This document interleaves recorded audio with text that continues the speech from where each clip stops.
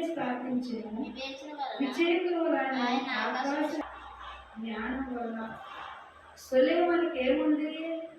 జ్ఞానం ఉంది. జ్ఞానం అని అడిగారు దేవుని. దేవా, నేను ఏ పాటి వాడిని అని అడిగారు. నా తండ్రికి ఇచ్చిన వాగ్దానం నెరవేర్చాలంటే నాకు జ్ఞానం దయచేయమని అడిగాడు.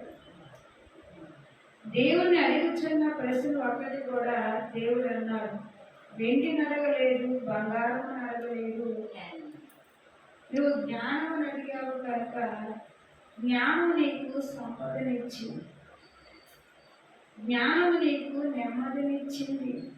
జ్ఞానం అట ఇతరులను దూషించుదట, ఇతరులను ప్రేమించుదట, ఆపదలో ఉన్న వారికి ఆదుకుంటుందట. అది ఎప్పుడు కరెక్ట్గా ఉండదంట. మాట పడదు, మాట కూడదు. జ్ఞానం ఏం చేద్దంట? మాట పడదు, మాట కూడదు. నోరు జాగ్రత్తగా ఉండనివ్వదు, దాన్ని ఎప్పుడు అదుపులో పెట్టుకుంటుందంట. జ్ఞానం అనే మాట మనం జ్ఞాపకం చేసుకుంటే, జ్ఞానం ఏదో భూమిని స్థాపించింది.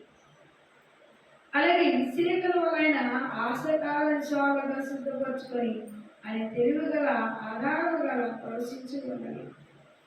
ఏది ఉన్నది అని మనం చూస్తే విచేకన ఆయనకు, ఆయన ఆకాశ విశాలమును సిద్ధపరిచింది. జ్ఞానం సంపాదించడం అంటే చాలా ఈట్లను మనము అగ్నితో కాల్చివేయాలి. ఉదయం మనము ప్రార్థన చేసినప్పుడు ఒక మాట చెప్పాడు,